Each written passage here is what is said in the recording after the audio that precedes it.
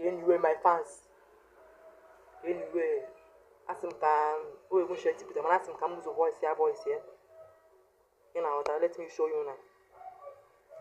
Ife mele gi no one nagide, one name gi nagide. Amon mo wele me ya, ife mele gi no wabala. Ulisa na yo gi nagide, one name gi nagide. One name anamayo gi ife mele gi wala mo ye. Amon mo wele me ya, ife mele gi wala.